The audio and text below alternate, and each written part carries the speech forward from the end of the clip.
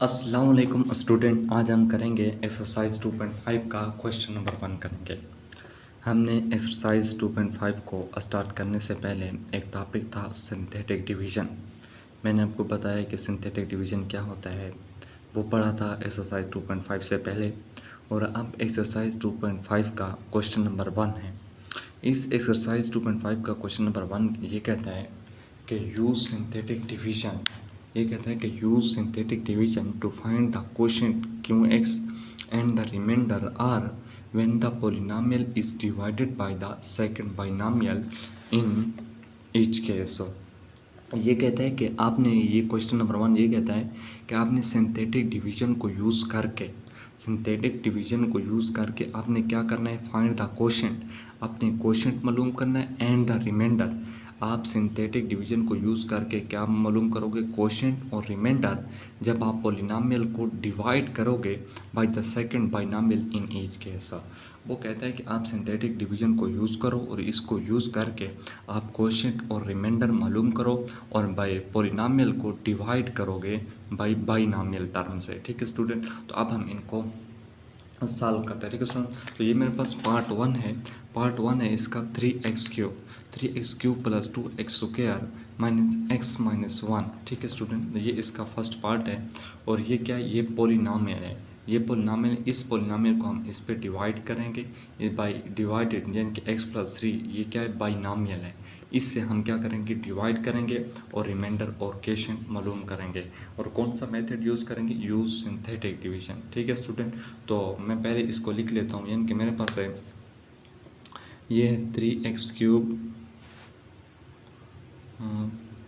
3x³ plus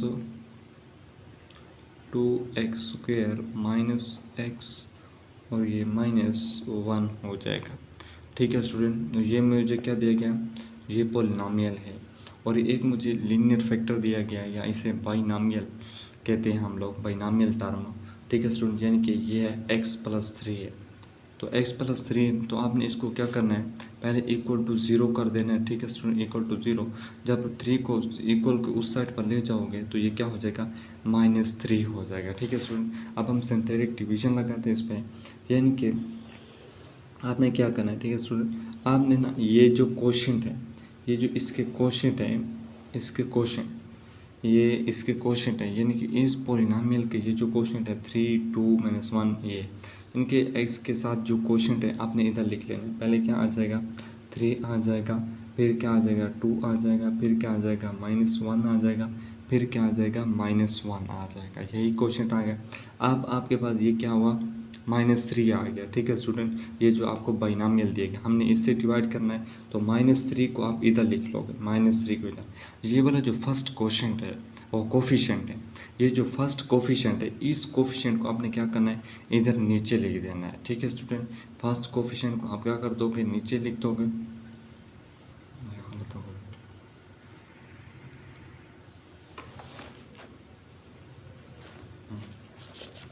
हमने क्या करना है, ये जो फर्स्ट कोफिशिएंट है स्टूडेंट, इस फर्स्ट कोफिशिएंट को क्या करोगे, ये नीचे लिख दोगे। ठीक है स्टूडेंट, अब इसको इसके साथ मल्टीप्लाई करो, इस 3 को इस 3 से मल्टीप्लाई करोगे तो कितना हो जाएगा, -9 हो जाएगा। इधर -9 लिख दो। और 9 अगर -9 से अगर 2 जाए तो कितना आ जाता है आपके पास, -7 आ जाएगा। फिर -7 को इससे मल्टीप्लाई करोगे तो +21 हो जाएगा। 21 को इससे माइनस करोगे तो आपके पास क्या आ जाएगा, 20 आ जाएगा। ठीक है स्टूडेंट, फिर इस 20 को इससे मल्टीप्लाई करोगे तो -60 हो जाएगा। और 60 को इस तरह ऐड करोगे तो आपके पास क्या होगा, -61 हो जाएगा। ठीक है स्टूडेंट, -61। अब ये जो -61 आ गया, ये आपके पास क्या हो जाएगा, रिमाइंडर होगा। और ये वाले क्या है, क्वोशिएंट है। यानी कि हम लिखेंगे quotient QX is equal to हो जाएगा, ये हो जाएगा 3x² माइनस 7x प्लस 20, ये हो जाएगा। अब आपके पास जो रिमाइंडर आया वो रिमाइंडर है -61 आ गया। ठीक है स्टूडेंट, रिमाइंडर आपके पास क्या आ गया, -61 आ गया। और ये आपके पास क्या आ गया, क्वोशिएंट आ गया। अब हम इसका क्या करते हैं, नेक्स्ट। हाँ बस स्टूडेंट, इसका सेकंड पार्ट है। सेकंड पार्ट में भी हमने क्या मालूम करना है, रिमाइंडर और क्वोशिएंट मालूम करना है। ठीक है स्टूडेंट, मेरे पास है, यानी कि मैं इधर लिख लेता हूँ 2x³ minus 2x³ minus 7x² हो जाएगा प्लस 12x माइनस 27। ठीक है स्टूडेंट, और बाइनामियल क्या दिया गया है, या इसको आप लीनियर फैक्टर भी इधर मैं लिख देता हूँ।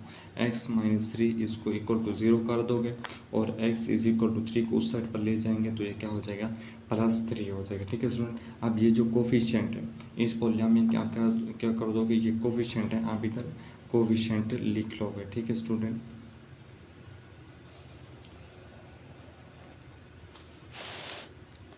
तो आप क्या करोगे, ये कोफिशिएंट है यानी कि x³ का जो कोफिशिएंट है वो क्या है, 2 आप लिख दोगे, ये क्या हो जाएगा -7 हो जाएगा। ठीक है स्टूडेंट, इसका कोफिशिएंट आ जाएगा 12 हो जाएगा और ये आ जाएगा -27 आ जाएगा।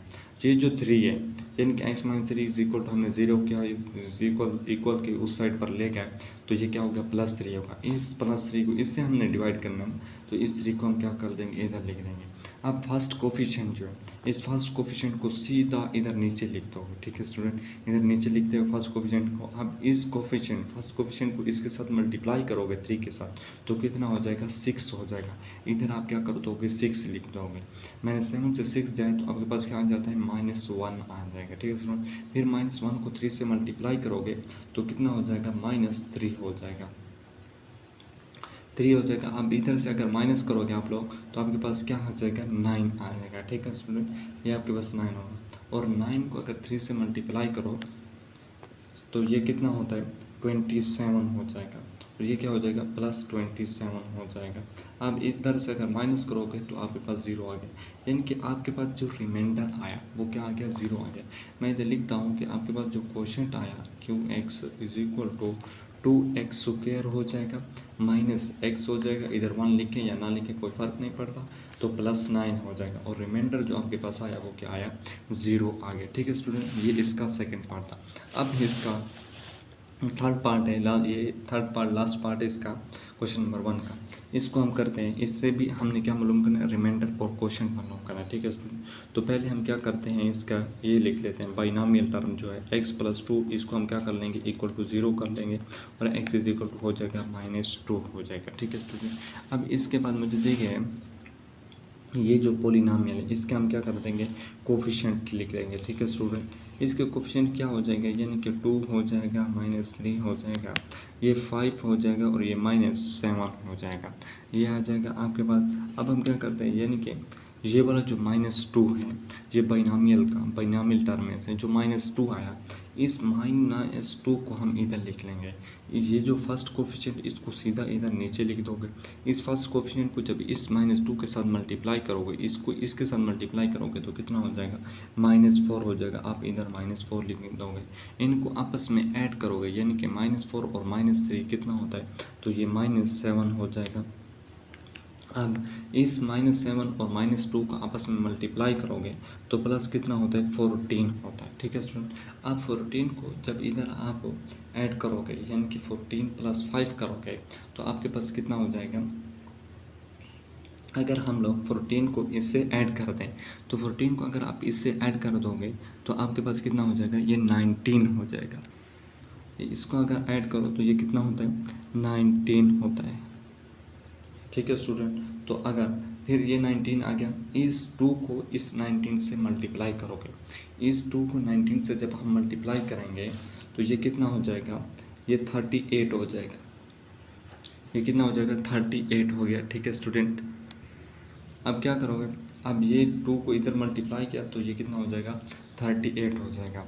38 से अगर हम माइनस करें यानी कि -7 कर लें तो आपके पास क्या आ जाएगा, 31 आ जाएगा। ठीक है स्टूडेंट, 31 आ जाएगा, यानी कि आपके पास जो क्वोशंट बचा मेरे पास, क्वोशंट आया QX, इधर लिख सकते हो QX इज इक्वल टू आया, वो क्या आया, 2x² आया -7x + 19, ये आ गया आपके पास क्वेश्चन। ठीक है स्टूडेंट, और इसका जो रिमाइंडर आया मेरे पास, रिमाइंडर क्या आया, वो 31 आया। ठीक है स्टूडेंट, रिमाइंडर क्या आया, 31 आया। तो ये स्टूडेंट था एक्सरसाइज 2.5 का क्वेश्चन नंबर 1 के 3 पार्ट्स आज हमने किए। इंशाल्लाह हम नेक्स्ट वीडियो में इसके जितने भी क्वेश्चन हैं वो करेंगे।